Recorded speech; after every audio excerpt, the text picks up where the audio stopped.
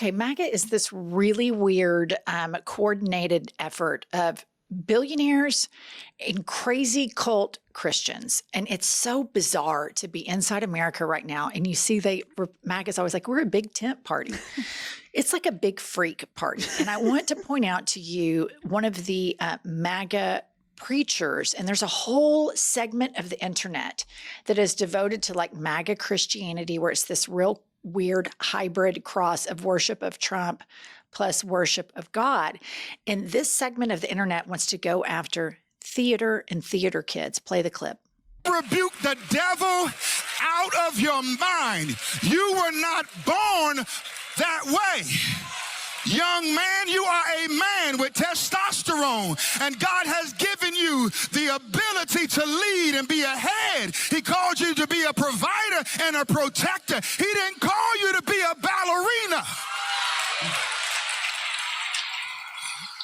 May the Holy Ghost break your wrist again, and may he take the switch out of your walk, and may he straighten up your back and allow you to walk like a man, talk like a man, speak like a man, and live like a man. Now give God some glory on that. Number 7, Alice Bailey said she wanted to debase art and make it run mad. Be careful of these liberal art schools. Be careful of theatrics and theater, plays and shows. These are oftentimes incubation systems for perversion. Okay. I mean, there's just a lot to unpack there. Number one, first and foremost, I have to point out the obvious that he is a black man. Right. And that every time you, as a member of a marginalized group, and I'm even including all women versus the patriarchy, and you align with the people who are trying to demean your group, at some point the knives will be turned and directed at you. Number 2, this drumbeat of masculinity is so entrenched in biblical culture plus MAGA culture. And the demeaning things that he said about some homosexuals walking or mannerisms, and then to praise God after he just ripped them all to shreds, is really weird. And I also want to point out that on his t-shirt was a picture of an ultrasound with a fetus. Did you see that? I missed that completely. Yeah. I was too busy with him worried about people being theatrical. I'm like, motherfucker, you're number 1. You're ground zero. And it is disturbing. Like, I bristle up at the misogyny in all of that, because I know how deeply it's embedded in Christianity, and how bigotry and that type of talk is just so tolerated. And they think it's great. And it's disturbing. And it really bothers me more that he is a black man doing it. I don't know why. Yes. I mean, obviously being black is not a monolith. Being a woman is not a monolith. Right. But I do really feel like the black segment of MAGA going to MAGA and supporting MAGA helps them provide cover for a very racist regime that is doing very racist things. And I just know how dangerous it is when white people have like a Candace Owens right. in their life. And they say, well, I'm not racist. I listen to Candace Owens. And you saw in that congregation a lot of white folks. Yep. And this preacher provides racist cover for them to feel better about being racist. And you and I know this because we grew up in white culture, and we know that white people use the tokenship of black people in their proximity oftentimes as cover, harboring their racism. Next up, we have a compromised, brainwashed, weak leader, Moses Mike Johnson, who believes every single bit of what that crazy preacher just said. Play the clip. Has a strong hand on this. Mr. Speaker, you guys are condemning the violent protesters in LA. Is it hypocritical given the president pardoned the violent protesters on January 6th? Look, No, I think there's a clear distinction between those two. We've seen what's happened in LA in the early 90s and in other times when these things get out of control and they burn whole city blocks down and shut the place down. You have to stay on top of that. You cannot let it get out of control. And I think federalizing the National Guard was important. I think if Marines are necessary to maintain order, we have to do what is. So what's the difference? You said there's a distinct. What's the difference between the violent protesters and January 6th? Everybody wants me to relitigate January 6th. I'm not going to do that. There's a very clear distinction between the two. The people who broke the law and destroyed property met with the proper consequences on that. That's what we're trying to be intellectually consistent about this. What sort of authorities do you think the Marines? Okay, he was not intellectually consistent. What he's talking about in Los Angeles is the Rodney King. That's and right. What happened with Rodney King was it was the first time people had like handheld video cameras. And what that exposed was what Black citizens in America had been dealing with without video cameras for decades. And it finally was on tape. The same thing with George Floyd. And so a lot of white people right now are experiencing this. Oh my God, for the first time in my life, I feel unsafe. Oh my God, for the first time in my life, I don't know about our government anymore. And that is a very uniquely white experience that a lot of white Americans are experiencing right now under MAGA. The minority response to that is, welcome to the United States of America. Right. We've been dealing with this shit since day one, which makes me even more affirmed to the fact that none of us are free until all of us are free, and that it is super important to fight for every single group of Americans, and the Democrats can leave no one behind. And everybody has a right to support whatever political party they want to. If you want to be a nut, it's a free country, swing for the fences. But I want to normalize and talk about more and more white people like you and me that were raised in white suburbs having an awakening about this Black experience and the disparity of it. And now this is being experienced by a lot of white folks who are getting dicked over by the same group of people, which is why I'm always so mystified as to the gay MAGA supporters, the female MAGA supporters, anybody who's not a rich, white, sycophantic billionaire or an enabler of billionaires getting more money. Is at some point the knives will be turned towards that person. I'm always mystified when those groups end up being MAGA. But when I look at Mike Johnson, I think here's somebody that thinks he's fucking Moses, and he is sitting there lying and gaslighting, and he knows it. And here's the thing. There's a distinction between what's going on in Los Angeles, and he thinks we should federalize the Marines. You wouldn't call the National Guard when there was an insurrection. I think they're signaling like this is normal because they keep calling what's going on in LA.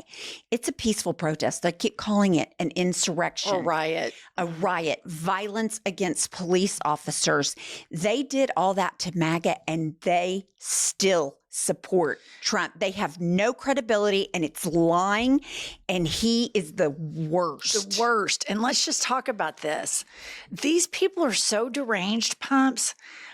They wanted to kill Mike Pence, who is the biggest right-wing, conservative, mega Christian on the planet, like has these weird rules that he won't be alone in a room with a woman. Like if he was the guest on this podcast right now, he would have to have a babysitter in here with him. Like this guy is hardline philosophically and intellectually with everything that Moses Mike stands for and all of these crazy Christians stand for. And because he wanted to uphold the Constitution, they wanted to kill him. And Moses Mike doesn't even talk about that. So that just shows you how unsafe everybody is if they want to kill Mike Pence, who calls his wife mother and has a pet bunny rabbit. I always think about that all the time. I know this is just an aside, but when he won the vice presidency in 2016, of course I read about him, and I was just like, this guy's odd. And they had a pet bunny rabbit, and the bunny rabbit moved into the Naval Observatory. And I always wonder what happened to that fucking rabbit, but that's neither here nor there. All right, next up, MAGA just cannot comprehend people standing up for others unless they're getting paid. They don't understand empathy. And so play this video right here. It's like it would have been bad. Last night they had total control. If we didn't have the military in there, the National Guard, and then we also sent in some Marines, we had some bad people. We have people, they look in your face and they spit right in your face. They're animals. And these are paid insurrectionists. These are paid troublemakers. They're agitators. They're paid. Do you think somebody walks up to a curb and starts hammering pieces out, has all the equipment necessary, and starts handing it out to people to use as a weapon? These are paid insurrectionists or agitators or troublemakers. You can call it whatever you want. And we ended it, and we have in custody some very bad people. Okay, so this is always the mantra from the right. George Soros paid for this, and these people are getting something out of it, which is not the tell that they think it is. Right.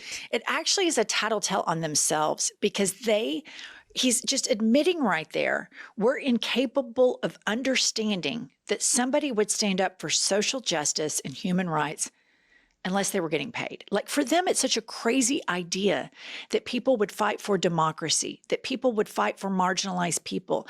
What people are seeing in Los Angeles is a hyperactive federal government that is hanging out at the Home Depot parking lot and the 7-Eleven parking lot, picking up people with zero criminal record and then giving them zero due process. This is an injustice, and good humans from all over the globe, when they see injustice, speak out against it.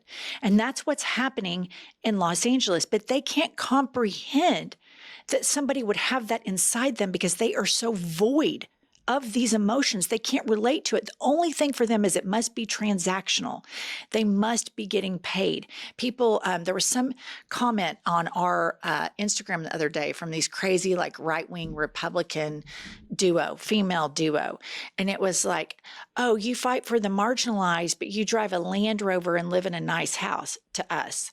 And I'm like, do you not think that people who have been successful can be compassionate and fight for marginalized people? They can't. They think if you have money, you have to be a dick because they all are. Right.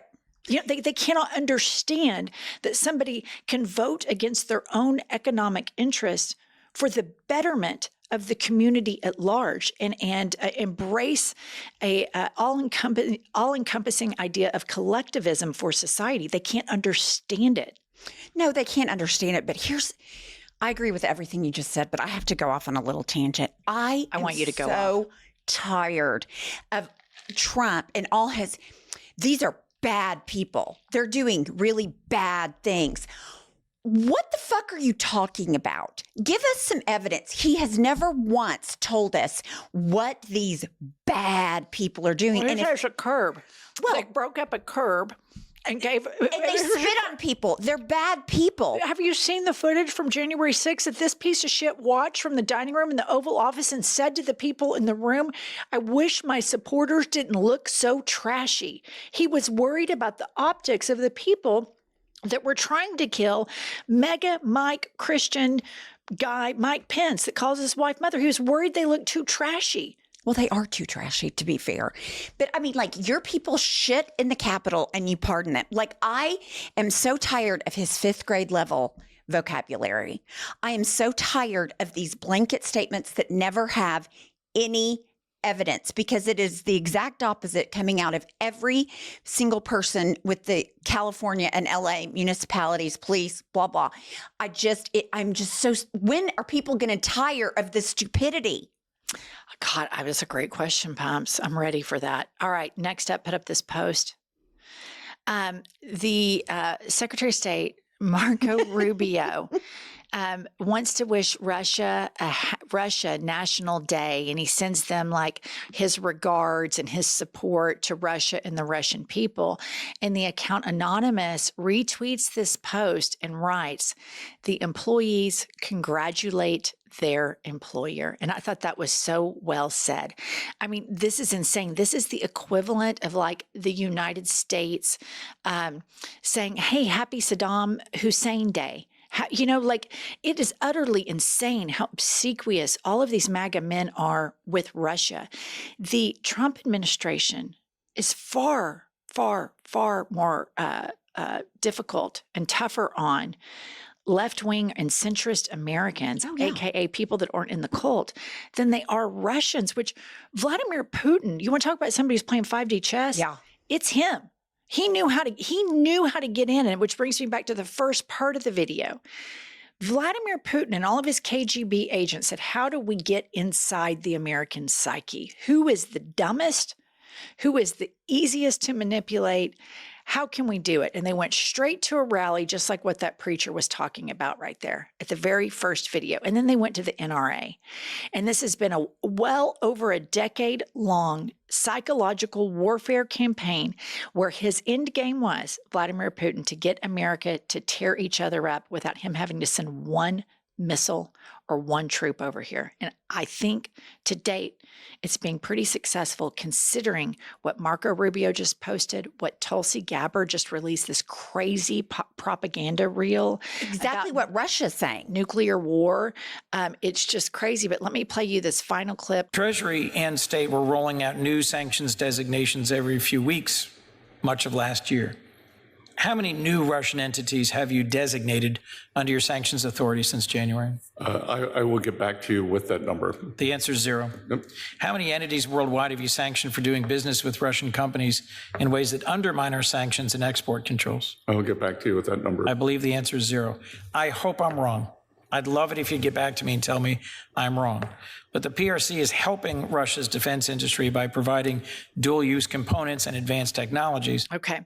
So here you have it. You have an opportunity for the Trump administration to sanction Russia, who is committing war crimes. This man is a war criminal. He kills oligarchs, again, people that are aligned with the dictator, end up getting the knives directed at them.